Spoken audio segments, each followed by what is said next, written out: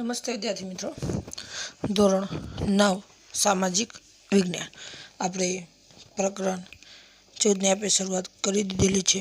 ભારતનું સ્થાન, વિસ્તાર અને ભૂસ્તરીય રચના બરાબર છે। તો કાલે આપણે લાસ્ટ તટીય મેદાન એટલે કે દરિયા કિનારાના મેદાનો વિશે આપણે જોઈ ગયા। હવે આજનો મુદ્દો આપણે જોવાનો છે દ્વીપ સમૂહો। દ્વીપ સમૂહ એટલે કે ટાપુ। ટાપુ કોને કહેવાય? તો જેને ચારે બાજુ पाणी होय ए प्रदेश ने टापू कहेवाय। ध्यान आपजो, जेने चारे बाजू पाणी होय एने आपणे टापू कहीए अथवा तो द्वीप समूह। द्वीप समूह એટલે કે ટાપુ જેને ચારે બાજુ। તો આજે આપણા ભારત દેશને બે દ્વીપ સમૂહ ધરાવે છે એટલે કે બે ટાપુ ધરાવે છે, જેમાં લક્ષદ્વીપ ટાપુઓ અને અંદમાન નિકોબાર ટાપુઓ। તો આપણે જોઈએ તો બે પ્રકારના ટાપુ છે, એક લક્ષદ્વીપ અને બીજો કયો છે અંદમાન નિકોબાર ટાપુ। तो આપણે બંને ટાપુ વિશે આપણે જોઈએ। તો પહેલો આપણે જોઈએ તો લક્ષદ્વીપ ટાપુ। તો આ ટાપુ અરબ સાગરમાં આવેલો છે। તો ધ્યાન આપો, જે લક્ષદ્વીપ ટાપુ જે છે આપણો જે અરબ સાગર જે છે એ અરબ સાગર, કારણ કે અરબ સાગર ઠેઠ કેરળ સુધી વિસ્તરેલો છે। એવું નથી કે એકલા ગુજરાતમાં છે, ઠેઠ કેરળ સુધી છે અને એટલા માટે લક્ષદ્વીપ ટાપુ અરબ સાગરમાં આવેલો છે, જે કેરળથી થોડે દૂર આવેલો છે। એટલે કે કેરળથી થોડે દૂર અંદાજે 240 કિલોમીટર આજુબાજુથી દૂર આવેલો છે, એટલે કે વધારે દૂર નથી। આ ટાપુનો આકાર ઘોડાની નાળ જેવો છે। ધ્યાન આપજો, જે લક્ષદ્વીપ જે ટાપુ છે એનો આકાર કેવો છે? ઘોડાની નાળ। ઘોડાની પગના નીચે જે નાળ લગાવવામાં યુ આકારનો બરાબર છે, એ ઘોડાની નાળ જેવો છે અને આથી આ પ્રકારના પરવાળા દ્વીપોને એટોલ કહે છે। તો એટલા માટે આ પ્રકારના દ્વીપોને આપણે એટોલ તરીકે પણ ઓળખીએ છીએ। પરીક્ષામાં ખાલી જગ્યામાં પૂછાય કે લક્ષદ્વીપ ટાપુ કયા મહાસાગરમાં આવેલો છે? તો અરબ સાગરમાં બરાબર છે। લક્ષદ્વીપ ટાપુનો આકાર કેવો છે? ઘોડાની નાળ જેવો। કેવો છે? ઘોડાની નાળ જેવો। એટલા માટે આવા પ્રકારના પરવાળા દ્વીપોને શું કહેવામાં આવે છે? એટોલ તરીકે ઓળખવામાં આવે છે। પરીક્ષામાં પ્રશ્ન પૂછાય એટોલ એટલે શું? એટોલ એટલે શું? તો લક્ષદ્વીપ ટાપુનો આકાર ઘોડાની નાળ જેવો છે, એટલા માટે આ પ્રકારના પરવાળા દ્વીપોને કયા? પરવાળા દ્વીપોને એટોલ તરીકે ઓળખીએ છીએ। ખાલી જગ્યામાં પણ આ પ્રશ્ન વારંવાર પૂછાતો હોય કે લક્ષદ્વીપ જે ટાપુ જે છે એનો આકાર કોના જેવો છે? ઘોડાની નાળ જેવો છે, બરાબર છે। બીજું કંઈ વિશેષ આમાં કંઈ પૂછાતું નથી। તો બે વસ્તુ ખાસ યાદ રાખવાની છે આપણે કે લક્ષદ્વીપ ટાપુ એ અરબ સાગરમાં આવેલો છે, બરાબર છે, જેનો આકાર ઘોડાની નાળ જેવો છે। ત્યાર પછી બીજો ટાપુ આપણે જોઈએ, જેનું નામ છે અંદમાન નિકોબાર ટાપુ। તો આ ટાપુ બંગાળની ખાડીમાં આવેલો છે। ધ્યાન આપો, આપણા ભારત દેશની પૂર્વ બાજુમાં બંગાળની ખાડી આવેલી છે, આપણને ખ્યાલ છે, અને આ બંગાળની ખાડીની અંદર અંદમાન નિકોબાર ટાપુ આવેલો છે। આ ટાપુમાં કુલ નાના મોટા 572 ટાપુઓ છે। ધ્યાન આપો, આ ટાપુમાં કુલ નાના મોટા કુલ કેટલા ટાપુઓ છે? 572। હવે કલ્પના કરો, નાના મોટા ટાપુ કુલ થઈને 572 ટાપુ છે, અને જેને આપણે અંદમાન નિકોબાર આપણે કહીએ છીએ, નાના નાના ટાપુ હોય છે। પણ એક વસ્તુ યાદ રાખો, તમે જો શ્રીલંકા એ ટાપુ જ દેશ છે, જેને ચારે બાજુ પાણી છે। લક્ષદ્વીપ એ આપણા ભારત દેશનો છે, એને પણ ચારે બાજુ પાણી છે। અંદમાન નિકોબાર ટાપુ એ પણ ભારતનો છે, એને પણ ચારે બાજુ પાણી છે। પણ અંદમાન નિકોબાર ટાપુમાં નાના મોટા 572 ટાપુ આવેલા છે। આગળ આપણે જોઈએ, આ ટાપુમાં કેટલાક ટાપુઓ જ્વાળામુખીની પ્રક્રિયાથી બનેલા છે। તો કેટલાક ટાપુ એવા છે કે જ્વાળામુખીની પ્રક્રિયાને કારણે, આપણને ખ્યાલ છે કે પૃથ્વીના પેટાળની અંદર જ્યારે દબાણની પ્રક્રિયા વધવાને કારણે નબળા ખડક વિસ્તારની અંદર ધડાકા સાથે જ્વાળામુખી બહાર આવે। જ્વાળામુખી ખડકોના નાના ટુકડા, રાખ વગેરે ચીજ વસ્તુ બહાર આવે અને એના કારણે એક શંકુ આકારનો ઢગ રચાય અને એના કારણે એક પર્વતની રચના થાય અને ત્યાર પછી ધીરે ધીરે એમાંથી એક ટાપુની રચના થતી હોય છે। તો કેટલાક ટાપુઓ જ્વાળામુખીની પ્રક્રિયાથી પણ બનેલા છે અને આ ટાપુઓ 350 કિલોમીટરના વિસ્તારમાં ફેલાય છે। તો જે અંદમાન નિકોબાર જે ટાપુ જે છે એનો કુલ વિસ્તાર કેટલો છે? 350 કિલોમીટરમાં વિસ્તરેલો છે। छतां पण 350 किलोमीटर के नानुं न कहेवाय।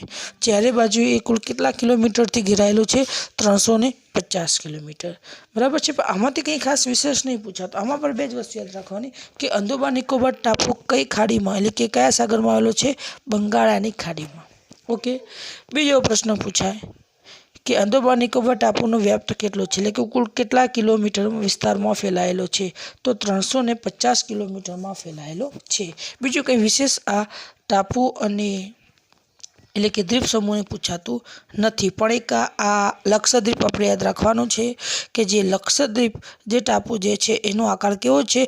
ઘોડાની નાળ જેવો। આ યાદ રાખજો ખાસ, લક્ષદ્વીપ ટાપુનો આકાર ઘોડાની નાળ જેવો છે એટલા માટે એને એટલ તરીકે પણ ઓળખવામાં આવે છે। હવે પછીના જે મુદ્દા જે છે આપણે યાદ રાખવાના છે, પરીક્ષામાં પ્રશ્ન છે, મોસ્ટ આઈએમપી છે।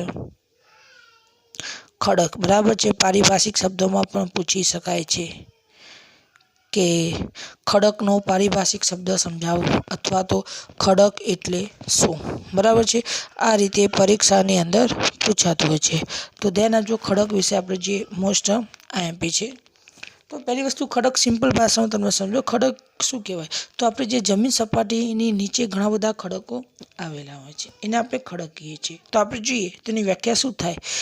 એક કે તેથી વધુ ખનિજોના બનેલા સંગઠિત પદાર્થને ખડક તરીકે ઓળખવામાં આવે છે। તો ખડક એટલે કે એક કે તેથી વધુ જે જુદા જુદા જે ખનિજોના બનેલા સંગઠિત પદાર્થને, કારણ કે આપણા જમીનના પેટાળની અંદર અઢળક પ્રકારના ખનિજો રહેલા છે। ધ્યાન આપજો, કોઈ એક ખનિજ નથી, અઢળક પ્રકારનું ખનિજ મળેલું છે। ધાતુમય ખનિજ પણ છે, અધાતુમય ખનિજ પણ આપણી પૃથ્વીના પેટાળમાં છે।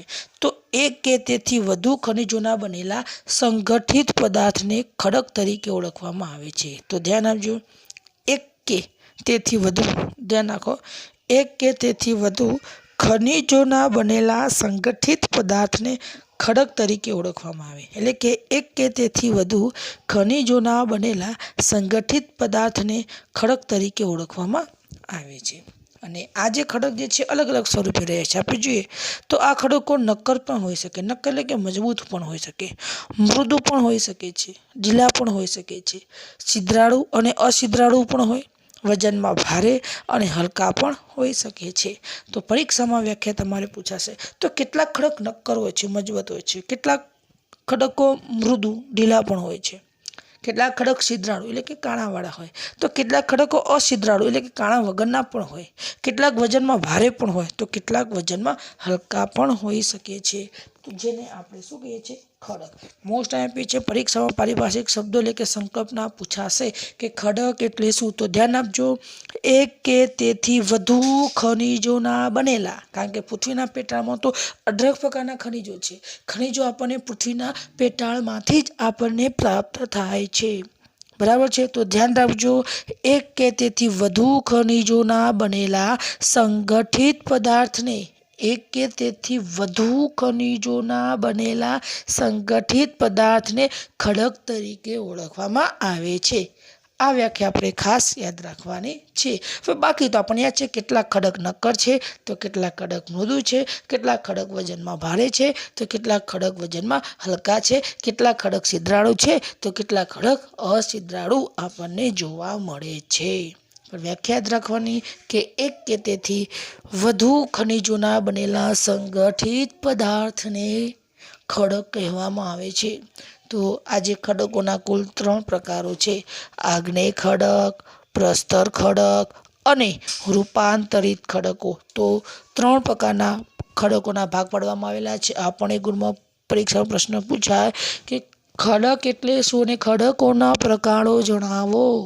તો આપણે આ જોઈ ગયા, ખડક એટલેની વ્યાખ્યા આપણે જોઈ ગયા, અને ખડકોના મુખ્ય 3 પ્રકાર છે, આગ્નેય ખડકો, પ્રસ્તર ખડકો અને રૂપાંતરિત ખડકો। બરાબર છે। તો આપણે જોઈ ગયા, એક કે તેથી વધુ ખનિજોના બનેલા સંગઠિત પદાર્થને ખડક કહેવાય। કેટલાક ખડકો નક્કર હોય, કેટલાક મૃદુ પણ હોય, કેટલાક છિદ્રાળુ પણ હોય, અછિદ્રાળુ પણ હોય, વજનમાં ભારે પણ હોય, હલકા પણ હોઈ શકે છે। અને આવા ખડકોના 3 પ્રકાર છે, આગ્નેય ખડકો, પ્રસ્તર ખડકો અને રૂપાંતરિત ખડકો। તો આપણે 3 ખડકો વિશે આપણે અભ્યાસ કરવાનો છે। બરાબર છે। તો આપણે પહેલા ખડક વિશે આપણે જોઈએ આગ્નેય ખડક. આગ્નેય ખડક એ મોસ્ટ આઈએમપી છે, બરાબર છે. 2 ગુણમાં પૂછાય છે, મોસ્ટ આઈએમપી છે, તૈયાર કરવાનો જ છે. તો આગ્નેય ખડકોને અગ્નિકૃત ખડક પણ કહેવાય. 2 નામ છે, આગ્નેય ખડક પણ કહેવાય, અગ્નિકૃત ખડક પણ કહેવાય છે. તો આગ્નેય ખડકોની રચના કેવી રીતના થાય એના વિશે જોઈએ, કારણ કે આગ્નેય ખડકો પૃથ્વીના પેટાળમાં રહેલા છે. આપણે જોઈએ તો આ ખડકોની રચનામાં પૃથ્વીના પેટાળમાં રહેલી પ્રચંડ ગરમી કારણભૂત છે.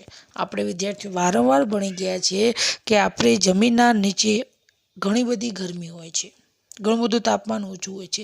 જેમ જમીનનું ખોદકામ કરીને નીચે જઈએ તેમ તેમ આપણને ગરમી વધારે લાગતી જ હોય છે. એટલે કે પૃથ્વીના પેટાળમાં ગરમીનું પ્રમાણ વધારે હોય છે. એટલા માટે કહેવામાં આવેલું છે કે આ ખડકોની રચનામાં પૃથ્વીના પેટાળમાં એટલે કે જમીનના નીચે રહેલી પ્રચંડ ગરમી કારણભૂત છે. એટલે કે પૃથ્વીના પેટાળમાં રહેલી જે ગરમી છે એ જ ગરમી આ આગ્નેય ખડકોની રચનામાં મહત્વનું કારણ છે. આપણે જોઈએ તો આમ ભૂગર્ભમાં પ્રચંડ ગરમીના કારણે પૃથ્વીનું પેટાળ હંમેશા ધીકતું રહે છે. તો ભૂગર્ભમાં પ્રચંડ ગરમી છે, એના કારણે પૃથ્વીનું જે પેટાળ છે હંમેશા ધગધગતું રહે છે. આપણે ખ્યાલ છે કે આપણે કોઈ લાકડામાં આગ લગાડીએ તો આગ લાગે ત્યાં લાકડું કેવું ધગધગતું રહે છે આગના કારણે. તો સ્થિતિ એ જ છે, કારણ કે તમે જુઓ જે જ્વાળામુખી ફાટે લાવા કેવો હોય છે, ગરમ લાળ ચોર હોય છે, એમાં જે વસ્તુ નાખો ઓગળી જાય છે. એ લાવા ગરમ કેમ હોય છે? કારણ કે પૃથ્વીના પેટાળમાં ગરમીનું પ્રમાણ વધારે છે. તો અહીંયા સ્થિતિ એ જ છે કે ભૂગર્ભમાં પ્રચંડ ગરમીના કારણે એટલે કે ભૂગર્ભ એટલે કે પૃથ્વીનો પેટાળો જ્યાં પ્રચંડ ગરમીને કારણે એટલે કે વધારે ગરમીને કારણે એનું પેટાળ હંમેશા ધગધગતું રહે છે, ગરમ ગરમ રહે છે. અને આથી અહીં રહેલા પદાર્થો અર્ધ પ્રવાહી સ્વરૂપમાં હોય છે અને અર્ધ પદાર્થમાં હોય છે, અને આથી આ પદાર્થોને મેગ્મા કહે છે. તમે જુઓ, હવે આપણે ખ્યાલ છે કે કોઈ ખનિજ વસ્તુ હોય એટલે કે ધાતુમય ખનિજ હોય એને આપણે ગરમ કરીએ તો એ કેવું બની જશે? અર્ધ પ્રવાહી બની જશે. તો અહીંયા સ્થિતિ એ છે કે અહીં એટલે કે પૃથ્વીના પેટાળમાં જે પદાર્થો જે છે એ પદાર્થો હંમેશા અર્ધ પ્રવાહી સ્વરૂપમાં હોય છે. કેમ? કારણ કે પૃથ્વીના પેટાળમાં ગરમીના કારણે, અને આ ગરમીના કારણે પદાર્થો અર્ધ પ્રવાહી સ્વરૂપમાં જોવા મળે છે. અને આ પદાર્થોને આપણે શું કહીએ છીએ? મેગ્મા. મેગ્માને ગુજરાતીમાં શું કહેવાય? લાવા. અને આ લાવા જ્યારે બહાર આવે એને આપણે જ્વાળામુખી આપણે કહીએ છીએ. એટલે ગરમ હોય છે. કેમ ગરમ હોય છે? ખ્યાલ આવી ગયો? પૃથ્વીના પેટાળમાં પ્રચંડ ગરમી હોય છે, અને આ પ્રચંડ ગરમીના કારણે જે પૃથ્વીના પેટાળમાં જે પદાર્થો છે એ પદાર્થો અર્ધ પ્રવાહી સ્વરૂપમાં હોય છે, અને જેને આપણે મેગ્મા કહીએ છીએ. તો ધ્યાન આપો, તો પૃથ્વીનું પેટાળ હંમેશા ગરમીના કારણે ધગધગતું રહે છે, અને આથી અહીં રહેલા પદાર્થો અર્ધ પ્રવાહી સ્વરૂપમાં હોય છે, અને આથી આ પદાર્થોને આપણે મેગ્મા કહીએ છીએ. આગળ આપણે જોઈએ, ત્યાર પછી મેગ્મા ઠંડો પડે ત્યારે જે ખડકો રચાય છે તેને આગ્નેય ખડકો અથવા અગ્નિકૃત ખડકો કહેવામાં આવે છે. તો આપણે જોઈ ગયા કે જે પ્રચંડ ગરમીને કારણે જે પદાર્થો જે છે અર્ધ પ્રવાહી સ્વરૂપમાં હોય છે, જેને આપણે મેગ્મા કહીએ છીએ. અને ત્યાર પછી ધીમે ધીમે ધીમે ધીમે ધીમે મેગ્મા શું પડે? ઠંડો પડે. આ મેગ્મા જ્યારે ઠંડો પડે ત્યારે જે ખડકો રચાય છે તેને આપણે આગ્નેય ખડકો કહેવામાં આવે છે, અથવા અગ્નિકૃત ખડકો પણ કહેવામાં આવે છે. તો આ રીતે ખડકોની રચના થાય છે. તો આપણે જોઈ ગયા કે પૃથ્વીના પેટાળમાં પ્રચંડ ગરમીને કારણે આગ્નેય ખડકો રચાય છે. ભૂગર્ભમાં પ્રચંડ ગરમીના કારણે પેટાળ ધગધગતું રહે છે. એના કારણે પૃથ્વીના પેટાળમાં રહેલા પદાર્થો અર્ધ પ્રવાહી સ્વરૂપમાં હોય છે, જેને આપણે મેગ્મા કહીએ છીએ. અને આ મેગ્મા જ્યારે ઠંડી પડે એટલે કે આ મેગ્મા જ્યારે ઠંડો પડે ત્યારે જે ખડકો રચાય છે તેને આગ્નેય અથવા અગ્નિકૃત ખડકો કહેવામાં આવે છે. એટલે કે જે મેગ્મા જે અર્ધ પ્રવાહી સ્વરૂપમાં હોય છે એ ધીરે ધીરે ઠંડો પડી જાય, અને ત્યાર પછી જે ખડકો રચાઈને આપણે આગ્નેય અથવા તો અગ્નિકૃત ખડકો કહીએ છીએ. તમે જુઓ તો આગ્નેય અથવા અગ્નિકૃત ખડકો કહીએ છીએ. આગળ જોઈએ આપણે તો ભારતમાં રાજસ્થાન, મધ્યપ્રદેશ અને દક્ષિણ દ્વીપકલ્પમાં ઘણા સ્થળે આવા ખડકો રચાય છે. તો ભારતની અંદર આપણે જોઈએ તો આગ્નેય ખડકો ક્યાં જોવા મળે? તો ભારતમાં એક તો રાજસ્થાન છે, મધ્યપ્રદેશ છે, અને દક્ષિણ દ્વીપકલ્પમાં એટલે કે દક્ષિણ ભારતની અંદર ઘણી જગ્યાએ આવા આગ્નેય ખડકો આપણને જોવા મળી રહ્યા છે. બીજું, આગ્નેય ખડકો નક્કર એટલે કે મજબૂત હોય છે. આગ્નેય ખડકો કેવો છે? મજબૂત હોય છે, નક્કર હોય છે, કઠણ હોય છે, એને આપણે નક્કર કહીએ છીએ. ગ્રેનાઇટ અને બેસાલ્ટ પણ આ પ્રકારના જ ખડકો છે. આપણને જમીનનું ખોદકામ કરીએ ત્યારે આપણે ગ્રેનાઇટ અને બેસાલ્ટ નામનું ખનિજ પ્રાપ્ત થાય. ગ્રેનાઇટ એક પ્રકારનો પથ્થર છે. તો ગ્રેનાઇટ અને બેસાલ્ટ નામના ખનિજો પ્રાપ્ત થાય છે. એ આ આગ્નેય ખડકોનો એક ભાગ જ છે. પરીક્ષામાં પ્રશ્ન પૂછાય કે ગ્રેનાઇટ અને બેસાલ્ટ એ કયા ખડકોનો ભાગ છે? તો આગ્નેય ખડકોનો ભાગ છે. હા, તો પરીક્ષામાં પ્રશ્ન પૂછાય કે ગ્રેનાઇટ અને બેસાલ્ટ એ કયા ખડકોનો ભાગ છે? તો આગ્નેય ખડકો. તો આપણે આ પ્રશ્ન એક માર્ક્સમાં આપણે યાદ રાખવાનું છે. અહીંયા જે એક કરીને આપણે સમજી લેવું, એક ગુણમાં પૂછાતું હોય છે. બરાબર છે. તો ગ્રેનાઇટ અને બેસાલ્ટ એ આગ્નેય ખડકોનો એક ભાગ છે. એ સિવાય આ ખડકોમાંથી ઘણી બધી ચીજવસ્તુઓ પણ પ્રાપ્ત થાય છે. આપણે જોઈએ તો જે જગ્યાએ આગ્નેય ખડકો છે ત્યાંથી આપણને સોનું, ચાંદી, નિકલ, તાંબુ, લોખંડ, અબ્રક, ગ્રેફાઇટ વગેરે જેવા ખનિજો પ્રાપ્ત થાય છે. તો જે જગ્યાએ આગ્નેય ખડકો છે ત્યાંથી આપણને આવા ધાતુમય ખનિજો પણ પ્રાપ્ત થાય છે. સોનું, ચાંદી, નિકલ, તાંબુ, લોખંડ, બરાબર છે, અબ્રક, ગ્રેફાઇટ વગેરે જેવા ખનિજો આપણે આગ્નેય ખડકોમાંથી પ્રાપ્ત થાય છે.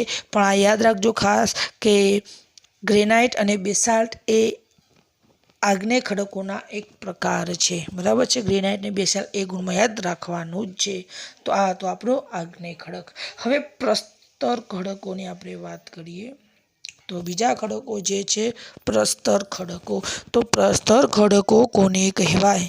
અથવા તો પ્રસ્તર ખડકો, તો આગ્નેય ખડકો આપણે જોઈ ગયા પ્રચંડ ગરમીને કારણે આગ્નેય ખડકોની રચના થાય છે. તો હવે આ પ્રસ્તર ખડકોની રચના કેવી રીતે થતી હશે આપણે આ મુદ્દાની અંદર અભ્યાસ કરવાનો છે. તો આપણે જોઈએ પ્રસ્તર ખડકો. તો એની આપણે ચર્ચા કરીએ. તો પાણી તથા અન્ય બળોની સંયુક્ત અસરથી આગ્નેય ખડકો તૂટે છે. ધ્યાન આપજો. તો પૃથ્વીના પેટાળમાં પાણી અને અન્ય બળો જેવા કે ગરમી છે, દબાણ છે, આવા અન્ય બળોના કારણેથી જે આગ્નેય ખડકો છે તૂટે એટલે કે તૂટી જાય છે. ધ્યાન આપજો, તૂટી જાય છે. તો યાદ રાખજો, પાણી તથા અન્ય બળોના સંયુક્ત અસરથી આગ્નેય ખડકો તૂટી જાય છે. અને આ તૂટેલા ખડક પદાર્થોનું જળમાં નિક્ષેપણ થતું રહે છે અને તેમના સ્તર રચાય છે. તો પાણી અને અન્ય બળોના સંયુક્ત અસરથી આગ્નેય ખડકો તૂટી જાય અને આ તૂટેલા જે ખડક પદાર્થો જે છે જળનું નિક્ષેપણ થાય છે. જળમાં નિક્ષેપણ એટલે કે આ તૂટેલા જે ખડકો છે બધા ક્યાં પડે છે? પાણીમાં પડે છે. અને એક પ્રકારના શું રચાય? સ્તર રચાય. એક ખડક તૂટીને પાણી પડ્યો, એના ઉપર બીજો ખડક તૂટીને પડશે, એના ઉપર ત્રીજા ઉપર ચોથા ઉપર પાંચમો. આ રીતે એક પ્રકારના તૂટેલાનું એક પ્રકારનું સ્તર રચાય છે. તો ધ્યાન આપો, આ તૂટેલા ખડક પદાર્થોનું જળમાં નિક્ષેપણ થતું રહે છે એટલે કે આ ખડકો પાણીમાં પડે છે અને તેમના સ્તર રચાય છે. કારણ કે ધીરે ધીરે ખડક પહેલાં એક ખડકનો ટુકડો પડ્યો, પછી બીજો એના ઉપર પડશે, ત્રીજો એના ઉપર, એવી રીતના એક પ્રકારના સ્તર રચાય છે. તો ધ્યાન રાખજો, પાણી તથા અન્ય બળોની સંયુક્ત અસરથી આગ્નેય ખડકો તૂટી જાય છે અને તૂટીને સામો પડે છે? જળમાં. તો આ તૂટેલા ખડકોનું જળમાં નિક્ષેપણ થાય છે અને તેમના સ્તર રચાય છે. કારણ કે ધીરે ધીરે ખડક તૂટે. પહેલાં એક ખડકનો ટુકડો તૂટે, પાણી પડે, પછી એના પર બીજો તૂટે તો બીજા ઉપર પડે, પછી ત્રીજા ઉપર, ચોથા, એમ કરતાં ધીરે ધીરે ખડકોના ટુકડા એકબીજા ઉપર પડતા જાય છે અને આ રીતે સ્તર રચના રચાય છે. પણ બધા જે પદાર્થો જે છે એ જળમાં નિક્ષેપણ થાય છે એટલે કે પાણીમાં પડે છે અને ધીરે ધીરે એકબીજા ઉપર ખડકો પડતા જાય છે. એને આપણે શું કહીએ છીએ? સ્તર રચના કહીએ છીએ. આગળ આપણે જોઈએ તો આમ સર્વપ્રથમ રચાયેલા અને સૌથી નીચે રહેલા સ્તર ઉપર તેની ઉપર બનેલા સ્તરોના વજનને લીધે નીચેના સ્તર દબાય છે. ધ્યાન રાખજો. તો આમ શું થાય? સર્વપ્રથમ રચાયેલ એટલે કે જે સૌથી પહેલો ખડક તૂટેલો પડ્યો છે, બરાબર છે, એ સૌથી કેવો હશે? નીચે હશે. બરાબર, નીચે રહેલા. અને એના ઉપર અન્ય ખડકો પડેલા હોય છે અને એ ખડકોને એના ઉપર શું આવે છે? વજન આવે છે. એનું શું આવે છે? વજન એટલે કે દબાણ આવે છે.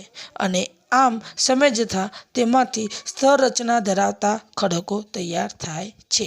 તેથી આવા ખડકને આપણે પ્રસ્તર ખડકો કહીએ છીએ. તો આપણે જોઈ ગયા કે જેમાં સર્વપ્રથમ રચાયેલ જે સૌથી નીચેનો જે ખડક છે એના ઉપર અન્ય સ્તરો બનેલા હોય છે, એટલે કે એના ઉપર ઘણા બધા ખડકો પડેલા હોય છે. એના કારણે જે દબાણ એટલે કે જે વજન આવે છે, વજન આવવાને કારણે સમય જતાં સંરચના ધરાવનારા ખડકો તૈયાર થાય છે, જેને આપણે કયા ખડકો કહીએ છીએ? પ્રસ્તર ખડકો. મેં તમને કહ્યું કે પાણી અને સંયુક્ત બળના કારણે આગ્નેય ખડકો તૂટીને ક્યાં પડે છે? પાણીમાં પડે છે. પણ ખડકો ક્યાં પડે છે? એક ખડક પડે એના ઉપર બીજો અને એના ઉપર ત્રીજો, ચોથો, એકબીજા પડતા જાય ને સ્તર રચના કહેવાય. પણ એમાંથી જે સૌથી પહેલો તૂટીને પડેલો છે પહેલા નંબરનો, એના પર અન્ય ખડકોનું શું આવે છે? દબાણ આવે છે, વજન આવે છે, અને એના કારણે સમય જતાં આ સ્તર રચના ધરાવનારા ખડકો તૈયાર થાય છે. બરાબર છે. તેથી આ ખડકોને આપણે પ્રસ્તર ખડકો પણ કહેવામાં આવે છે, જેને આપણે પ્રસ્તર ખડકો કહીએ છીએ. આગળ જોઈએ આપણે. આ ખડકમાંથી ચિરોડી, ચૂના ખડક, કોલસો વગેરે ખનિજ પ્રાપ્ત થાય છે. તો જે જગ્યાએ પ્રસ્તર ખડકો આવેલા છે, ધ્યાન આપજો, ત્યાંથી આપણને ચિરોડી એટલે કે જીપ્સમ, ચૂનાનો ખડક, કોલસો વગેરે જેવા ખનિજો આપણને શું થાય છે? પ્રાપ્ત થાય છે. તો યાદ રાખજો. તો આ ખડકોમાંથી પરીક્ષામાં પ્રશ્ન પૂછાય કે પ્રસ્તર ખડકોમાંથી કયા કયા ખનિજો આપણને પ્રાપ્ત થાય છે? તો પ્રસ્તર ખડકોમાંથી ચિરોડી, ચૂનાનો ખડક, કોલસો વગેરે જેવા ખનિજો પ્રાપ્ત થાય છે. આગળ આપણે જોઈએ તો બિહાર, ઝારખંડમાંથી કોલસો અને ચિરોડી મળે છે. તો આજે જે બિહાર અને ઝારખંડ જે ભારતના બે રાજ્યો છે, બંને રાજ્યોમાંથી આપણને કોલસો અને ચિરોડીને આપણે બીજા શબ્દોમાં જીપ્સમ પણ કહેવાય છે. તો આપણે જોઈએ કે પ્રસ્તર ખડકો તો પાણી તથા અન્ય બળોના સંયુક્ત અસરથી આગ્નેય ખડકો તૂટી જાય છે ને ક્યાં પડે છે? જળમાં પડે છે. એના કારણે આ ખડકોના સ્તર રચાય. એટલે કે પહેલાં ખડક તૂટીને પડ્યો હોય, એના ઉપર બીજો પડે, એના ઉપર ત્રીજો, એના ઉપર ચોથો. એના કારણે જે છેલ્લો ખડક છે એના ઉપર અન્ય ખડકોનું દબાણ એટલે કે વજન આવે, અને જેના કારણે સ્તર રચના ખડકોની તૈયાર થાય છે. અને આ ખડકોને આપણે શું કહીએ છીએ? પ્રસ્તર ખડકો આપણે કહીએ છીએ. હવે આગળના ખડક વિશે આગળ જોઈએ. રૂપાંતરિત. હવે વિદ્યાર્થી મિત્રો જો રૂપાંતરિત એટલે કે રૂપ બદલવું. બરાબર છે. આગ્નેય ખડકો અને પ્રસ્તર ખડકો જ્યારે પોતાનું રૂપ બદલી નાખે ત્યારે રૂપાંતરિત ખડકો રચાય. બરાબર છે. આપણે જોઈએ તો રૂપાંતરિત ખડકો તો કેટલીક વિશિષ્ટ પરિસ્થિતિમાં મૂળ ખડકોનું સ્વરૂપ, બંધારણ અને ગુણધર્મોમાં રૂપાંતરિત થઈ જાય છે. તો કેટલીક એવી પરિસ્થિતિ નિર્માણ પામે જેના કારણે જે મૂળ ખડકો જે છે એ ખડકો પોતાનું સ્વરૂપ બદલી કાઢે, એ ખડકો પોતાનું જે બંધારણ છે બદલી કાઢે, પોતાના જે ગુણધર્મો છે એ પણ બદલી નાખે. આવા ખડકોને આપણે રૂપાંતરિત ખડકો આપણે કહીએ છીએ. બરાબર છે. તો આપણે જોઈએ તેની વ્યાખ્યા શું બને? તો ઊંચું તાપમાન એટલે કે વધારે ગરમી અને ખડક સ્તરોનું વધુ દબાણ, ધ્યાન આપો, વધુ દબાણ, આ બે મુખ્ય પરિબળોથી સંયુક્ત અસરને લીધે આગ્નેય અને પ્રસ્તર ખડકો તદ્દન નવું સ્વરૂપ ધારણ કરે છે. આ રીતે રચાતા ખડકોને રૂપાંતરિત ખડકો કહેવામાં આવે છે. તો આપણે જોઈએ કે એક તો ઊંચું તાપમાન અને ખડક સ્તરોનું વધુ દબાણ. તો ઊંચું તાપમાન અને ખડક સ્તરોનું વધુ દબાણ થાય. આ બંને પરિસ્થિતિને કારણે, ધ્યાન આપો, પરિસ્થિતિને કારણે આગ્નેય અને પ્રસ્તર ખડકો કંઈક નવું સ્વરૂપ ધારણ કરે છે. અને આ રીતે રચાતા ખડકોને આપણે રૂપાંતરિત ખડકો કહીએ છીએ. તો ધ્યાન આપો, જ્યારે જ્યારે પૃથ્વીના પેટાળમાં ઊંચું તાપમાન થાય, વધારે ગરમી થાય અને જે ખડક સ્તરો, આપણે જોઈએ કે ખડક સ્તરો કયા ખડકમાં હોય છે? પ્રસ્તર ખડકોમાં. તો આ સ્તરોનું વધુ દબાણ એટલે કે વધુ વજન આવે અને એના જ કારણે આગ્નેય ખડકો અને જે પ્રસ્તર ખડકો છે એક નવું સ્વરૂપ ધારણ કરે છે. અને આ નવા સ્વરૂપને આપણે શું કહીએ છીએ? રૂપાંતરિત ખડકો આપણે કહીએ છીએ. તો ધ્યાન આપજો, ઊંચું તાપમાન અને ખડક સ્તરોનું વધુ દબાણને કારણે આગ્નેય ખડકો અને પ્રસ્તર ખડકો પોતે નવું સ્વરૂપ ધારણ કરે છે, જેને આપણે રૂપાંતરિત ખડકો આપણે કહીએ છીએ. એટલે કે આગ્નેય અને જે પ્રસ્તર ખડકો છે એક નવા સ્વરૂપમાં આપણને પ્રાપ્ત થાય છે, જેને આપણે રૂપાંતરિત ખડકો કહીએ છીએ. તો ધ્યાન આપજો, ઊંચું તાપમાન એટલે કે વધારે ગરમી અને ખડક સ્તરોનું વધુ દબાણ એટલે કે ખડક સ્તરો જે છે એનું વધુ દબાણ એટલે કે વજન આવવાને કારણે આગ્નેય અને પ્રસ્તર ખડકો તદ્દન નવું સ્વરૂપ ધારણ કરે છે ને આ રીતે રચાતા ખડકોને આપણે રૂપાંતરિત ખડકો કહીએ છીએ. આપણે જોઈએ તો આજે રાજસ્થાનમાંથી મળી આવતા આરસ પહાણ અને ક્વાર્ટઝાઇટ એ તેના ઉત્તમ ઉદાહરણો છે. એટલે કે જે જગ્યાએ રૂપાંતરિત ખડકો જે છે ત્યાંથી આપણને આરસ પહાણ અને ક્વાર્ટઝાઇટ જેવા ખનિજો આપણને પ્રાપ્ત થાય છે. અને આવા ખનિજો આપણને મોટા ભાગે ક્યાંથી પ્રાપ્ત થાય છે? રાજસ્થાનમાંથી જ આપણને પ્રાપ્ત થાય છે. તો રાજસ્થાનમાંથી મળી આવતા આરસ પહાણ અને ક્વાર્ટઝાઇટ એ આ રૂપાંતરિત ખડકોના મહત્ત્વના ઉદાહરણો છે. એ ગુણમાં આપણે યાદ રાખવાના છે કે આરસ પહાણ અને ક્વાર્ટઝાઇટ એ કયા ખડકોનું ઉદાહરણ છે અથવા કયા ખડક છે? તો રૂપાંતરિત ખડકો છે. બરાબર છે. એ ગુણમાં પૂછાય. આરસ પહાણ અને ક્વાર્ટઝાઇટ એ રાજસ્થાનમાંથી પ્રાપ્ત થાય છે. જે રૂપાંતરિત ખડકોનું એ મહત્ત્વના શું છે? ઉદાહરણો છે. હવે આપણે જોઈએ ખનિજો. જ્યારે પૃથ્વીનું ખોદકામ કરવામાં આવે ત્યારે પૃથ્વીના પેટાળમાંથી ઘણા બધા ખનિજો પ્રાપ્ત થાય. કેટલાક ખનિજો ધાતુમય છે, કેટલાક ખનિજો અધાતુમય ખનિજો છે, તો કેટલાક ખનિજો એવા છે કે જે સંચાલન શક્તિ માટે ઉપયોગી છે. એટલે કે એમાંથી આપણને વીજળી પ્રાપ્ત થાય છે. પણ આ બધાને આપણે ખનિજ કહીએ છીએ જે જમીનના પેટાળમાંથી આપણને પ્રાપ્ત થાય છે. તો આપણે જોઈએ ખનિજો. આ પારિભાષિક શબ્દોની અંદર મોસ્ટ આઈએમપી છે. બરાબર છે. વ્યાખ્યા 2 ગુણમાં પૂછાય છે એટલે આપણે યાદ રાખવાની છે. બરાબર છે. 2 ગુણમાં પૂછાય છે. બરાબર છે. ખનિજો. તો પેલા આ વ્યાખ્યા આપણે જો ખનિજ કોને કહેવાય તો આપણે જોઈએ તો કુદરતી કાર્બનિક કે અકાર્બનિક ક્રિયાથી તૈયાર થતા અમુક ચોક્કસ રાસાયણિક બંધારણ ધરાવતા પદાર્થને ખનિજ કહેવામાં આવે છે. તો કુદરતી કાર્બનિક એટલે કે કુદરતી રીતે કાર્બનિક અને અકાર્બનિક ક્રિયાથી તૈયાર થતા અમુક ચોક્કસ રાસાયણિક બંધારણ ધરાવતા પદાર્થને આપણે ખનિજ કહેવામાં આવે. તો ધ્યાન આપો. વ્યાખ્યા ફરીથી જોઈએ. કુદરતી કાર્બનિક અને અકાર્બનિક ક્રિયાથી તૈયાર થતા અમુક ચોક્કસ રાસાયણિક બંધારણ ધરાવતા અમુક ચોક્કસ, કારણ કે દરેક ખનિજો અલગ અલગ પ્રકારનું રાસાયણિક બંધારણ ધરાવતા હોય તો અમુક ચોક્કસ રાસાયણિક બંધારણ ધરાવતા પદાર્થને આપણે ખનિજ કહીએ છીએ. તો કુદરતી રીતે કાર્બનિક અને અકાર્બનિક પ્રક્રિયાથી અમુક ચોક્કસ રાસાયણિક બંધારણ ધરાવતા પદાર્થને આપણે શું કહીએ છીએ? ખનિજ પ્રાપ્ત કહીએ છીએ. પણ આજે જુદા જુદા ખડકોમાંથી અલગ અલગ પ્રકારના ખનિજો આપણને પ્રાપ્ત થાય. બરાબર છે. તો આપણે ખનિજોની એક વ્યાખ્યા આપણે એ ગુણમાં પૂછાય છે. બરાબર. ખનિજ એટલે શું? તો કુદરતી રીતે કાર્બનિક અને અકાર્બનિક ક્રિયાથી ચોક્કસ રાસાયણિક બંધારણ ધરાવતા પદાર્થને આપણે શું કહીએ છીએ? આપણે ખનિજ કહીએ છીએ. બરાબર છે. હવે આપણે જોઈએ તો કયા કયા ખડકોમાંથી કયા કયા ખનિજો આપણને પ્રાપ્ત થાય છે. બરાબર છે. દરેક એક એક વાક્યમાં પૂછાય છે. તો આગ્નેય ખડકોમાંથી લોખંડ, તાંબુ, જસત, સોનું, ચાંદી વગેરે ખનિજો આપણને પ્રાપ્ત થાય છે. તો જે આગ્નેય ખડકો જે છે એ આગ્નેય ખડકોમાંથી આપણને લોખંડ પ્રાપ્ત થાય. એટલે કે ભારતના જમીન વિસ્તારની અંદર જે જગ્યાએ આગ્નેય ખડકો છે ત્યાંથી આપણને લોખંડ મળે. એટલે કે બધા ધાતુમય ખનિજો આપણને આગ્નેય ખડકોમાંથી મળે છે. એટલી વસ્તુ યાદ રાખવાની. જેટલી ધાતુઓ છે એ ધાતુમય ખનિજો આગ્નેય ખડકોમાંથી જ મળે. જેવી કે લોખંડ, તાંબુ, જસત, સોનું, ચાંદી વગેરે. ત્યાર પછી આપણે જે પ્રસ્તર ખડકો.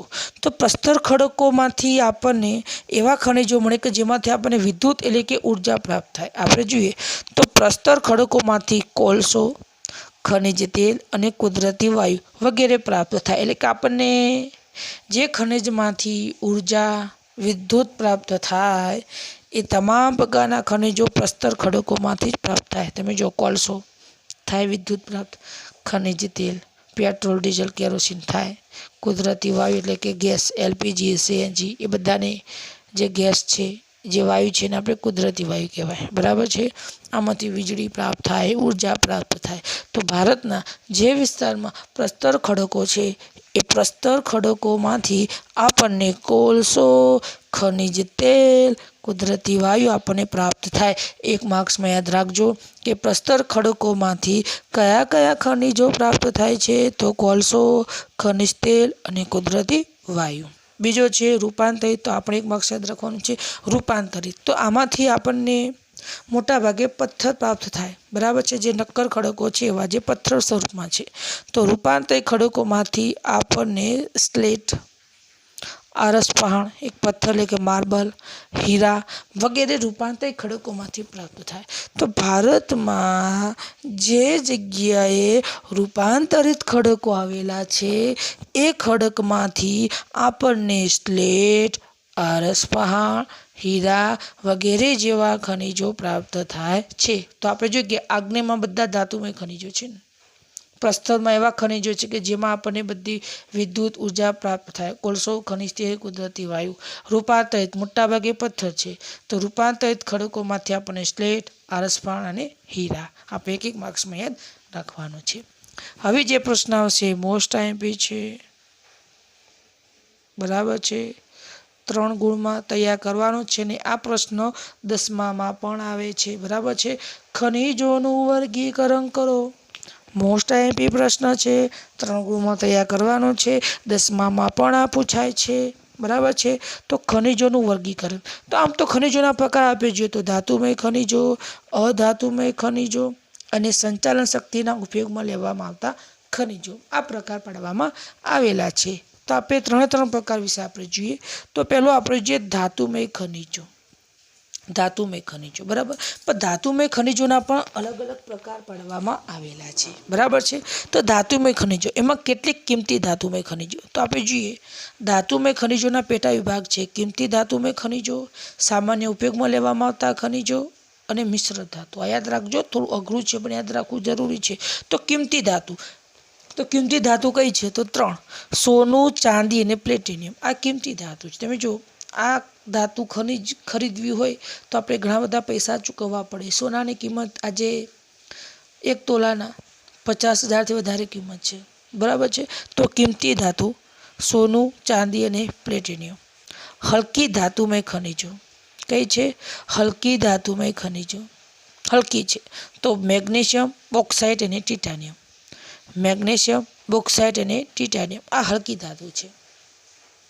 મેગ્નેશિયમ, બોક્સાઇટ અને ટિટાનિયમ. સામાન્ય ઉપયોગમાં લેવાતા ખનિજો જે આપણે રોજબરોજ કેટલીક ધાતુનો ઉપયોગ કરી રહ્યા છે, જે કિંમતમાં સસ્તી પણ છે.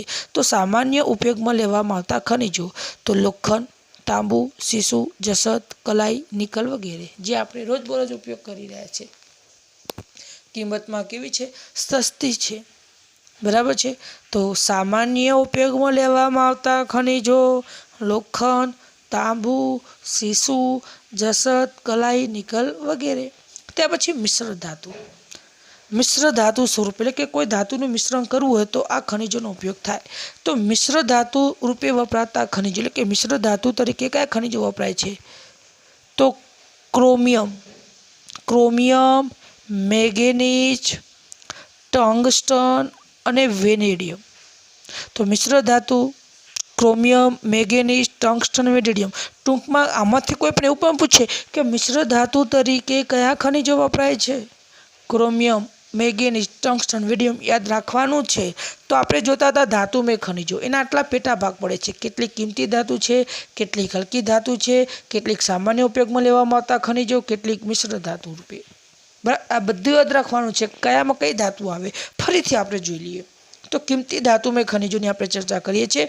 તો ધાતુમય ખનિજોની આપણે ચર્ચા કરીએ છીએ, એમાં કિંમતી ધાતુ જોઈએ. તો કિંમતી ધાતુ કઈ 3: સોનું, ચાંદી, પ્લેટિનિયમ. ચલો એક મુદ્દો ક્લિયર. હલકી ધાતુમય ખનિજો કઈ? હલકી ધાતુમય ખનિજો મેગ્નેશિયમ, બોક્સાઇટ, ટિટાનિયમ.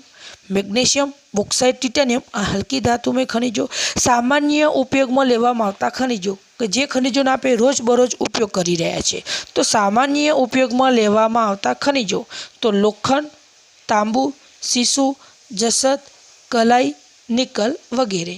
ચલો થઈ ગયું ક્લિયર. સામાન્ય ઉપયોગમાં લેવામાં આવતા ખનિજો, બરાબર. લોખંડ, તાંબુ, સીસુ, જસત, કલાઈ, નિકલ વગેરે. હવે મિશ્ર ધાતુ. મિશ્ર સ્વરૂપે ઉપયોગમાં લેવામાં આવતા ખનિજો. મિશ્ર ધાતુ तो मिश्र धातु तरीके याद रखो। मिश्र धातुओं कई कई है? Chromium, manganese, tungsten, vanadium. बराबर है। तो मिश्र धातु कई है? Chromium, manganese, tungsten, vanadium. परीक्षा में प्रश्न पूछा है कि हल्की धातु में खनिजों कई कई है? तो हल्की तो मैग्नीशियम, बॉक्साइट, टिटानियम।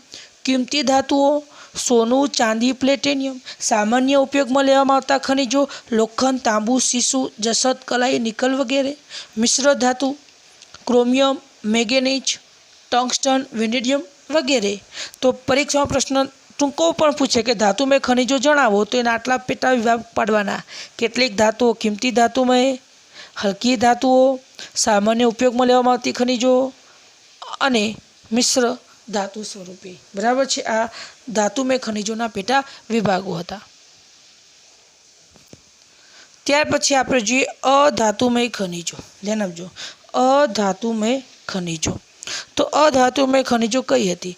तो चूनाना खडको, चूनाना खडको, चॉक, एस्बेस्टोस, अब्रक, फ्लोस्पार, जिप्सम, सल्फर, हीरा वगैरह अधातुमय। हवे अधातुमय खनिजों में वीज प्रवाह पसार थतो नथी। जेमां वीज प्रवाह पसार थतो नथी तेने आपणे अधातुमय खनिज कहीए छीए। एक व्याख्या તમે વિજ્ઞાનમાં અભ્યાસ કરીને આવ્યા છો। તો અધાતુમય ખનિજો કઈ છે? ચૂનાના ખડકો, ચોક, એસ્બેસ્ટોસ, અબ્રક, ફ્લોસ્પાર, जिप्सम, सल्फर, हीरा वगैरह। बराबर है। तो अधातुमय खनिजों कई है? चूनानो खड़क, आपणे रंगकाम करीए छीए त्यां चूनो उपयोग करीए छीए। हाँ, ए चूनाना खड़को, चॉक, एस्बेस्टोस, अब्रक, फ्लोस्पार, जिप्सम, सल्फर, हीरा वगैरह आ अधातुमय खनिजों। त्रीजी है संचालन शक्ति माटे उपयोग में लेवाता खनिजों। संचालन शक्ति एटले के वीजળી मेळववा माटे उपयोग में लेवामां आवता खनिजों जेने आपणे संचालन शक्ति कहीए छीए। तो संचालन शक्ति माटे उपयोग में लेवामां आवता खनिजों कया छे? एमांथी आपणे वीजળી, विद्युत एटले के ऊर्जा प्राप्त थाय। तो कोळसो, खनिज तेल, कुदरती वायु, युरेनियम अने थोरियम। आपણા घरे जे વીજળી पहुँचे छे ने ए वीजળી युरेनियम अने थोरियम मांथी बनाववामां आवे छे। कोळसो पहला रेलवे कोळसाथी चालती थी। खनिज तेल तो तमे पेट्रोल, डीजल, केरोसीन बधुं खनिज तेलमांथी प्राप्त थाय। कुदरती वायु एटले के तमे जे राधन गैस वापरो छो एलपीजी, सीएनजी बधा कुदरती वायु कहेवाय। तो संचालन शक्ति माटे उपयोगमां लेवामां आवता खनिजो कया कया छे? कोळसो, खनिज तेल, कुदरती वायु, युरेनियम अने थोरियम ए संचालन शक्तिना उपयोग माटे लेवामां आवता खनिजों छे। तो ध्यान राखजो, खनिजोनुं वर्गीकरण परीक्षामां आवशे। पहेलुं खनिजोना मूळ 3 प्रकार विभाजन करवामां आव्युं छे: धातुमय खनिज, अधातुमय खनिज अने संचालन शक्तिना उपयोगमां लेवामां आवता खनिजों। पण धातुमय खनिजोना केटलाक पेटा विभागो हता। तो धातुमय खनिजोना पाछा प्रकार पड़े छे जेमां कीमती धातु, हल्की धातु, सामान्य उपयोगमां लेवामां आवता खनिजों अने मिश्र धातु। જ્યારે अधातु तो डायरेक्ट चूनानो खड़क, चॉक, एस्बेस्टोस, अब्रक, फ्लोस्पार, जिप्सम। संचालन शक्तिना उपयोग में लेवामां आवता खनिजों तो जेमां कोळसो, खनिज तेल, कुदरती वायु, युरेनियम अने थोरियम। तो आ प्रश्न मोस्ट आईएमपी छे ने 10मां पण आ पूछाय छे एटले आपणा माटे सौथी महत्वनो तो छे ज।